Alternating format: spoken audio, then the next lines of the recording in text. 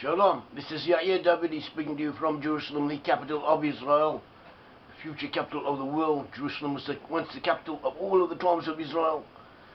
God willing, it will again return to be such, and also from here the world will be ruled in the future, and I'm speaking to you from there, from Jerusalem. And our subject today is about Ireland, concerns proof that the lost 10 tribes were in Ireland, and that at least some of the Irish are descended from lost tribes of Israel, and descendants of the Irish overseas also descend from the tribes of Israel, and peoples who are related to the Irish are descended from tribes of Israel. And in effect, the implications of this talk, of this study, is that everyone in Western Europe who belongs to a certain ancestry, a certain ethnic cohesive unit in that region, and their descendants overseas are descended from the lost tribes of Israel. The lost tribes of Israel were originally part of the Israelite nation. There were 12 tribes of Israel. These 12 tribes split into two separate kingdoms. The northern kingdom comprised of 10 tribes, the majority of the Israelites, and they were taken into exile by the Assyrians, and they lost consciousness of their ancestry. We have shown in our studies that are available on the internet and through our publications that the lost 10 tribes, that these peoples moved in different ways along different pathways of migration. They moved to the north, then they moved to the northwest. Eventually they all converged in Western Europe, and from there their descendants populated North America, the USA and Canada, and also Australia, New Zealand, South Africa, and related nations. And this is where the lost 10 tribes are. So one of the areas in which the lost 10 tribes settled was Ireland, the island of Ireland. And the Irish, over the centuries, they had developed traditions and culture, and we looked at what they had said. We found on the internet, including an article on Wikipedia, concerning the names of Ireland as given to them by the Irish. And these names confirm that the Irish, or people in Ireland, were descended from the tribes of Israel, as we shall explain. Now, this is not the only proof that we have. We have numerous proofs. We have proofs from secular evidence, from history, archaeology, mythology, linguistics, and from the Bible, and from rabbinical studies. So this is just one small aspect, one small window, one could say, onto the whole subject. We are not claiming to be great experts on Irish mythology. I cannot speak Irish, and I have not spent a great deal of time compared to other people studying the subject, but I have read up on the relevant books. They themselves have their own experts who have published their researches and published what they know, so we've also read them and see where they agree with each other. And so they have given us, in their wisdom, different names that they were known by, that they called themselves, or that others knew them by. And these names correspond with the information we have concerning the lost 10 tribes from other sources. And so it's all a matter of correlating different fields of study, comparing them, and reaching the relative conclusions.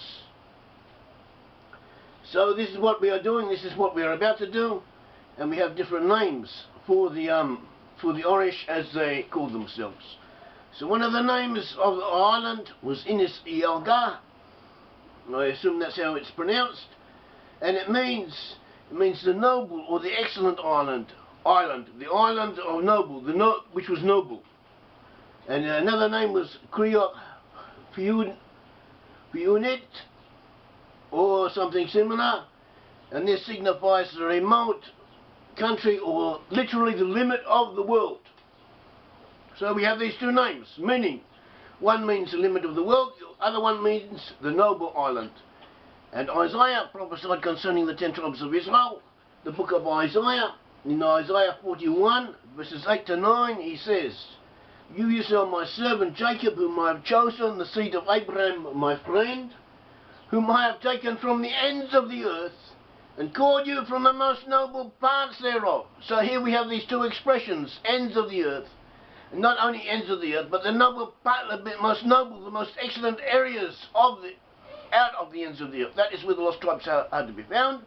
And we have a separate study showing that all areas, or nearly all areas, where we find the sense of lost tribes of Israel, they are, in a geographical sense, located at the periphery at the very edges of the end of the earth. When you take Jerusalem as the center of the earth, so the edges of the continental masses are considered the ends of the 10 tribes are at the periphery of the world, of the inhabited earth. The land of Israel is the center of the earth. Those 10 tribes are to be found at the edges, at the ends of the earth. This is what Isaiah said. He said, 41 verses 8 to 9, "You are my servant Jacob, whom I have chosen, the seed of Abraham my friend, whom I have taken from the ends of the earth, and called you from the most noble parts thereof," both the ends of the earth and the noble parts thereof, as we said. And we find that when you take the land of Israel as the center of the earth, and you look at our map, the ends of the earth are the continental extremities. Australia and New Zealand is right down there at the end, the southeast end. We have the USA, North America and Canada over in the northwest. Besides them, we have the British Isles, and we have Scandinavia, and we have Northern Europe, Western Europe. They're all at the ends of the fringes of the earth. Also South Africa, where we find also descendants of those tribes of Israel, that too is at the ends of the earth. That, literally speaking, the verses are fulfilled.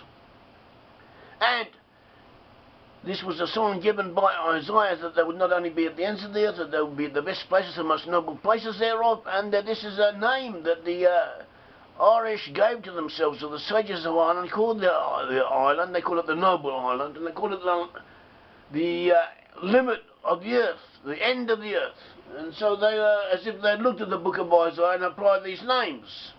That is also a possibility, but we doubt it. We think that it's more what we call divine providence acting through human agencies, giving us, allowing us to apply these signs and these proofs for the future, because that is where we do find some of the lost 10 tribes. We find them amongst the people of Ireland, and the people of Ireland left records in this way concerning this fact. As well as being a noble island and at the edge of the earth, end of the earth, the end of the world, limit of the world, they also referred to themselves as the island of stone, meaning the stone of destiny. They had a stone, a sacred stone, on which the monarchs, the high kings of Neil and other monarchs were coronated, and this is known as the stone of destiny. And in honor of the stone of destiny, the whole of Ireland was known as the island of the stone, or island of stone. And this brings us to the blessing of Jacob to Joseph. Jacob was the forefather of the 12 tribes of Israel. Another name for Jacob was Israel. Jacob begat the 12 tribes of Israel. One of these tribes was Joseph, the chosen tribe, the one who was to have in many ways, the most important role amongst the tribes was Joseph. He was given a special blessing. This blessing, we look in Genesis 49 at verse 22. And onwards it tells us that Joseph was a fruitful bough by a spring. His branches run over the wall. As we have shown, actually this may be reread.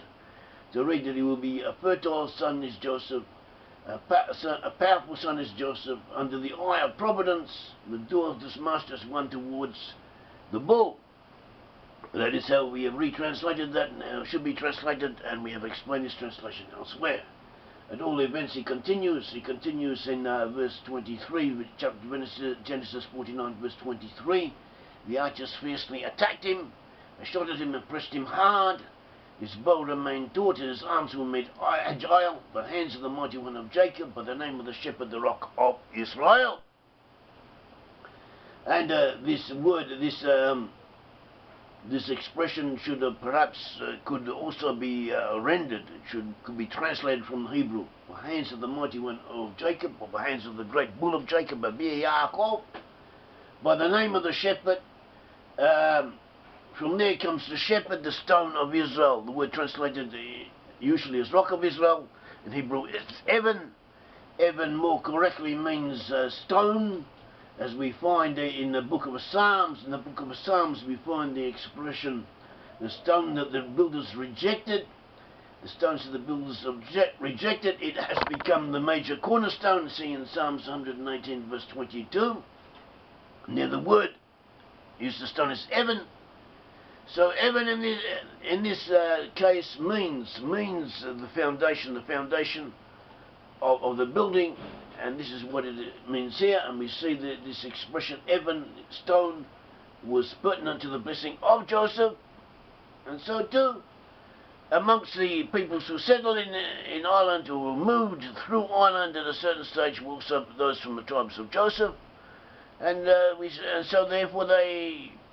Perhaps this is why they named their island the Island of Stone. Or there was another reason, but nevertheless, as we said, divine providence often takes its own place, its own role in these matters.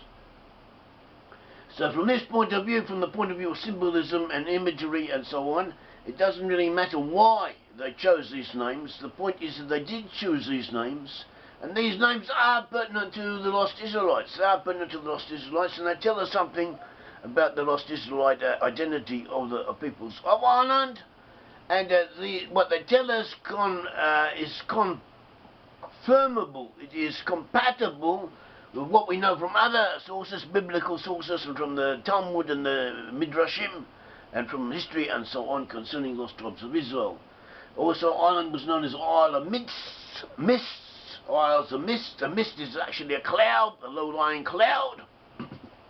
And the place of clouds was one of the places to which the lost tribes were exiled. We have it from, as we know, as it says in the Midrash, it says Rabbi Chelbon, the name of Rabbi Shmuel bar Nachman, said, incidentally this is also found in the Talmud source, to three, or similar message, to three places was Israel exiled, one to beyond the Sabbatean river, one to Daphne of Antioch, and one to where the clouds came down and covered them. And so on, and it shows how these three areas, as we said, beyond the Sabbatean river, Daphne of Antioch, and the clouds coming down and covering them. They relate these three verses to Isaiah 49, which also helps confirm our own association of Isaiah 49 with the 10 tribes. So Isaiah 49 verse 9 says, They shall feed in the ways in all the high places.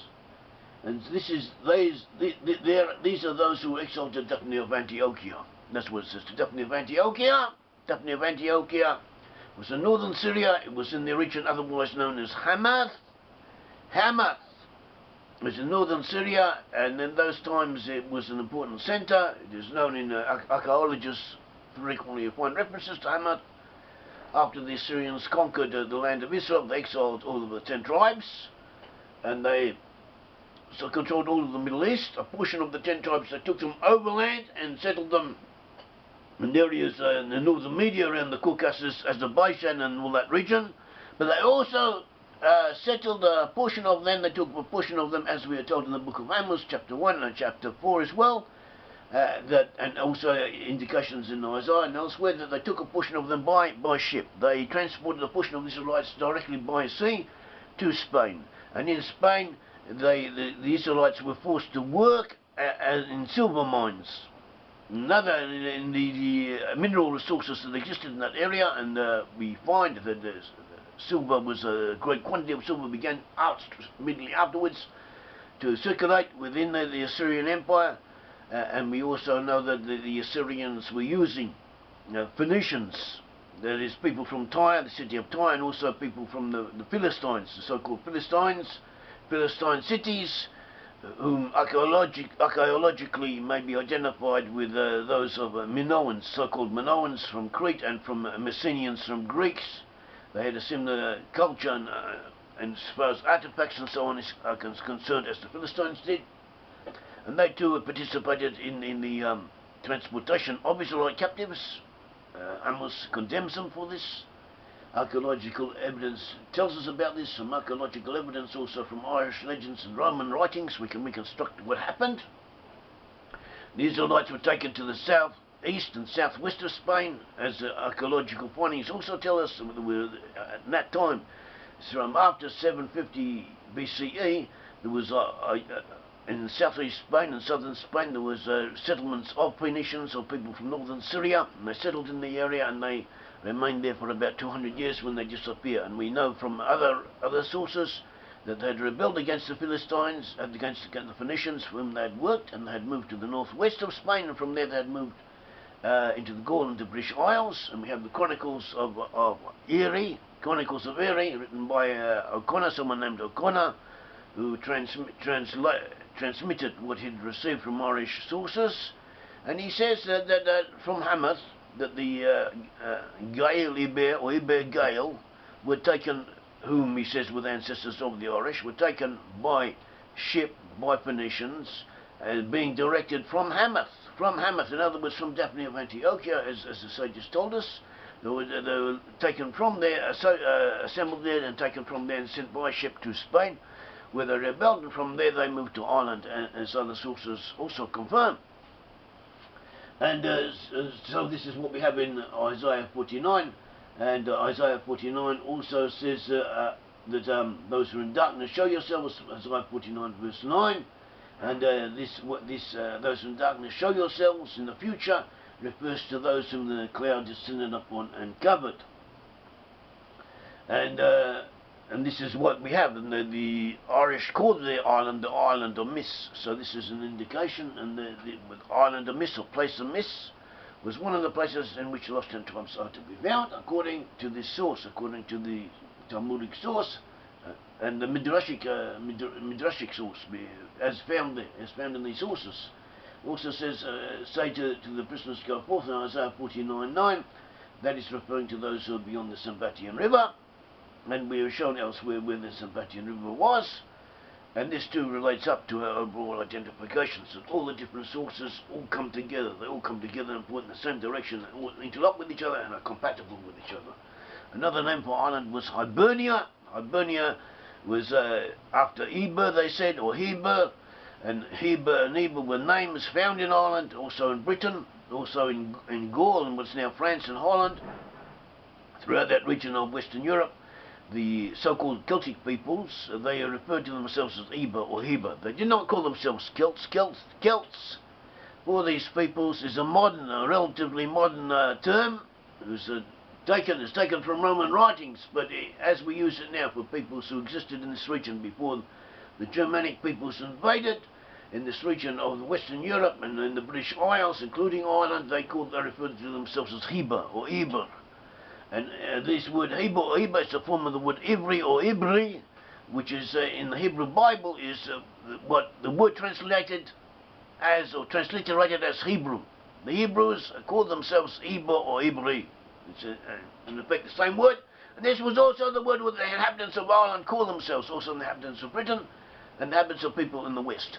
So, and this is a proof that these people were descended from the lost tribes of Israel, because they called themselves Hebrews. They knew something, they retained some kind of recollection in some form, in some ways, through their names, through their customs, through different aspects of how of the lives they led. They still retained some vague recollections of the Israelite ancestry, and we find these written down in the sources.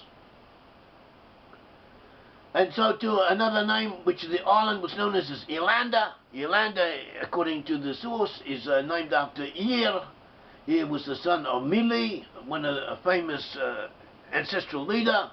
And Eire in the Bible is also the name, or Eire. Eire is one the same word. Eire is one of the names of the sons of Judah. And we do find Jews, the people from Judah, in Ireland, even though the majority of the population, or the tribes, Israelite tribes in that island, are from other tribes such as Joseph, Manasseh, Ephraim, also Dan, possibly Asher, Naphtali, and other tribes were to be found, and Simeon were to be found in Ireland. Another name that they applied to themselves, or gave to themselves, or that they are known by, was Insula Sanctorum, Island of the Saints in Latin, Insula Sanctorum. It's also known as Isle of the Blessed. Isle of the Blessed was a name found in classical literature of the Greeks and the Romans. And it also was found in Jewish sources, the Jews of the Second Temple period, as we know from different fields of literature, not non-canonical, but nevertheless existent literature. The Isles of the Blessed was the area in which lost 10 tribes were to be found, or all people such as the Rechabites or the sons of Moses, who also in the Jewish folk law and so on, were associated with the 10 tribes, also to be found in these islands of the blessed. And later also amongst Arabs in Jewish land, they too had a legend that the lost tribes were to be found in the islands of the blessed, or other people such as the Rechabite sons of Moses and so on, who were associated with lost tribes, were to be found in the Isles of the Blessed. And the Isles of the Blessed meant isles in the west, and in effect it meant usually the island of the Blessed usually meant island. In some cases it could mean it could refer to both Ireland and Britain. So here too we have an affirmation that this indeed, the island was the island of the Blessed, and so therefore the legends that say the lost 10 tribes were in the Isles of the Blessed, there's a strong case to be made that they were referring to Ireland, and that's what they believed. The Jews of that time believed that that in Ireland were peoples from the tribes of Israel. And we have a lot of other evidence, of similar nature, also evidence from different fields, and all ties are, it all comes together, it all proves the one point, that amongst peoples of the West are to be found the lost 10 tribes of Israel.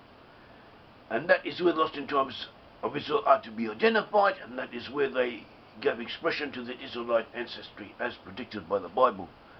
Thank you, may the God of Israel bless all of you.